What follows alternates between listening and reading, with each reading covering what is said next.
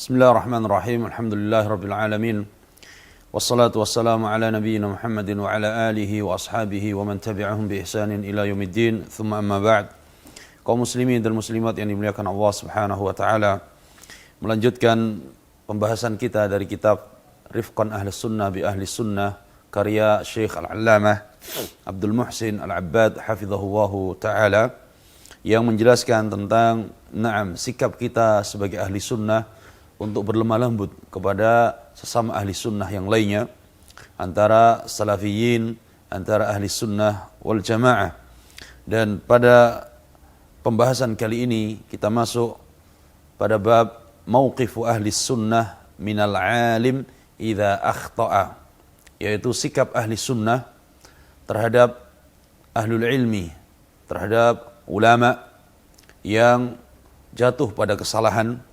Annahu yu'dzar, ulama yang jatuh dalam kesalahan maka diberi uzur.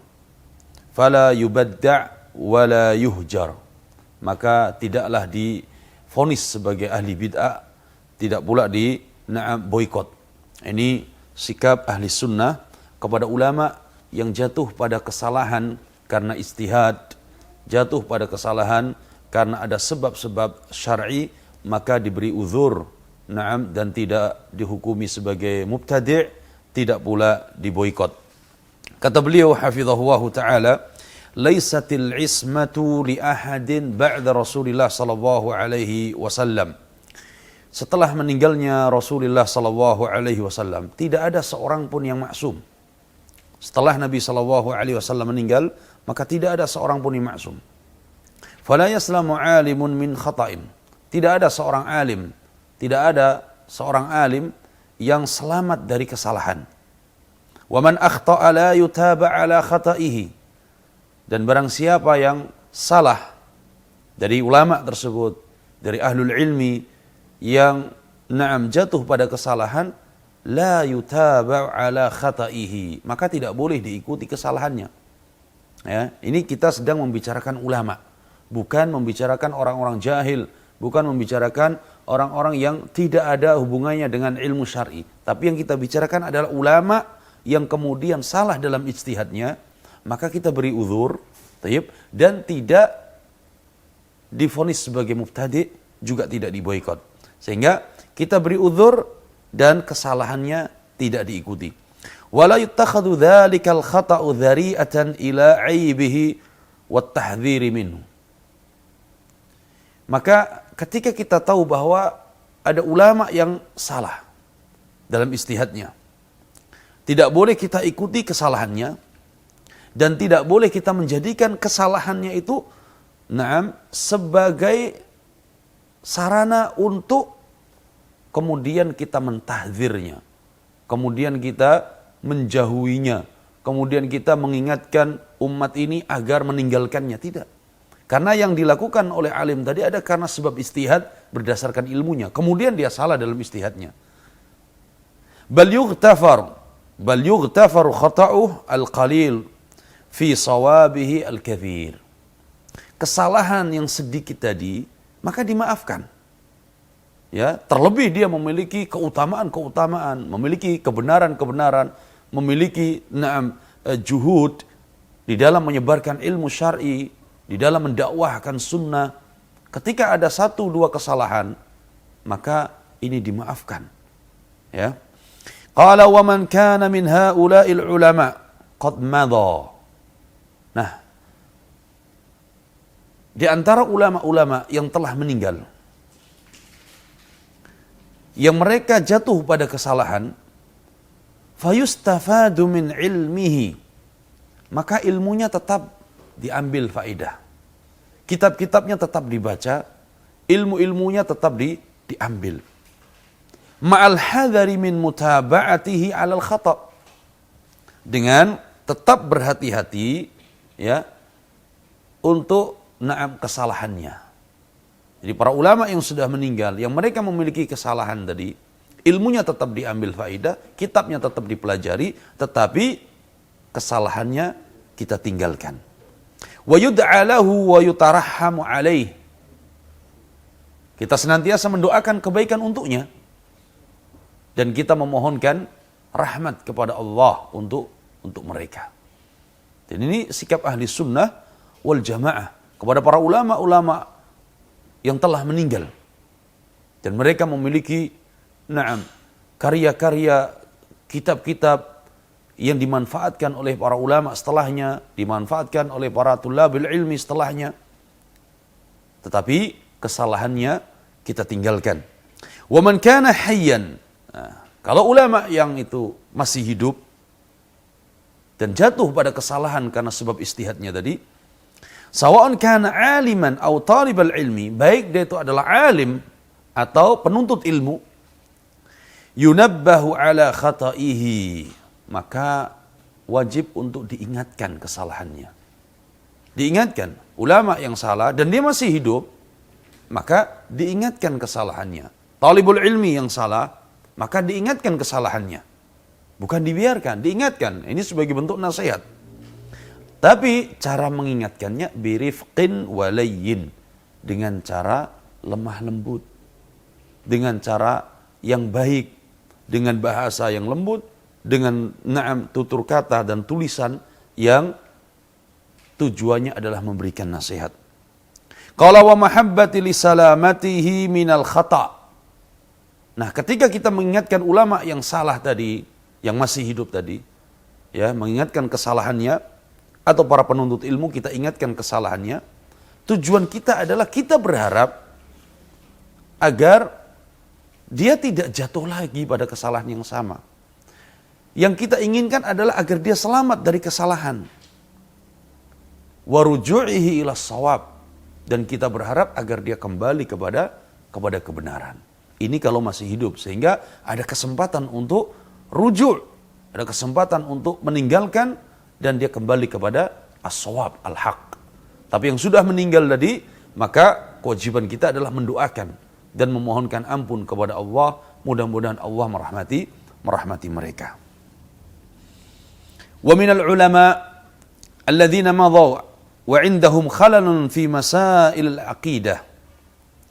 Di antara ulama yang mereka telah meninggal, ya, dan mereka memiliki beberapa catatan kesalahan dalam bab akidah. Wala yastaghnil ulama wa talabatul ilmi an ilmihim. Tetapi para ulama dan para penuntut ilmu, mereka membutuhkan kitab-kitab dan karya mereka. Karena banyaknya manfaat dan faedah yang ada pada kitab-kitab mereka. Jadi mereka sudah meninggal, tapi mereka memiliki catatan kesalahan di dalam akidah. Tapi kitab-kitab mereka sangat dibutuhkan oleh para ulama setelahnya, oleh para thulabul ilmi setelah mereka. Bal inna mu'allafatihim minal maraji'il muhimmah lil mustaghilina fil ilmi. Bahkan karya-karya mereka ini, ya, sangat dibutuhkan sebagai rujukan utama para ulama dan para thulabil ilmi yang mereka menyibukkan diri dengan ilmu. Siapakah di antara mereka para ulama yang tergelincir dalam kesalahan beberapa masalah dalam bab akidah? Mereka di antaranya adalah Al-Imam Al-Baihaqi, Wan Nawawi dan Imam Nawawi, Ibn Hajar dan Al-Hafidh Ibn Hajar Al-Asqalani. Ini di antara deretan nama-nama ulama yang telah meninggal, dan mereka memiliki perjuangan yang besar di dalam menuliskan karya-karya ilmu, di dalam menyampaikan ilmu, di dalam mendakwahkan ilmu. Kemudian ada ketergelinciran di dalam bab akidah. Fa'ammal Imam Ahmad ibn Husain Abu Bakar Al-Baihaqi. Adapun yang pertama Al-Imam Al-Baihaqi rahimahullahu ta'ala, faqad qala fihi Al-Dhahabi fi Siyar. Al-Imam Al-Hafidh Al-Dhahabi rahimahullah, beliau memberikan komentar tentang Al-Imam Al-Baihaqi di dalam kitabnya Sir A'lam An-Nubala. Huwa al-hafidhu al-allamatu al-thabat al-faqih Syekhul Islam. Ini pujian-pujian, ya, dari Al-Hafidh Al-Dhahabi untuk Al-Imam Al-Baihaqi rahimahullah. Kata Al-Dhahabi, huwa al-hafidh. Al-Imam Baihaqi adalah penghafal hadis. Al-allamah, orang yang tinggi keilmuannya. Ats-tsabat, orang yang kokoh pendiriannya. Al-faqih, orang yang faqih di dalam agama. Syekhul Islam, digelari dengan Syekhul Islam, tuan guru kaum muslimin. Ini pujian al-Imam Adz-Dzahabi kepada Al-Baihaqi. Wa qala, dan beliau Adz-Dzahabi juga mengatakan, wanqata'a biqaryatihi muqbilan 'ala al-jam'i wat ta'lif. Al-Baihaqi meninggalkan kampung halamannya untuk mencari ilmu, mencari hadis-hadis Nabi sallallahu alaihi wasallam. Kemudian beliau kumpulkan dan beliau tuliskan di dalam kitab-kitabnya. Fa'amila sunan al-kabir fi 10 mujalladat laisa li ahadin mithla. Kata Imam Dzahabi rahimahullah, Al-Baihaqi ini telah menulis kitab Sunan Al-Kabir 10 jilid. 10 jilid besar. Dan tidak ada seorang pun yang bisa menulis seperti beliau. Tidak ada tandingannya dalam tulisan kitab Sunan Al-Kabir.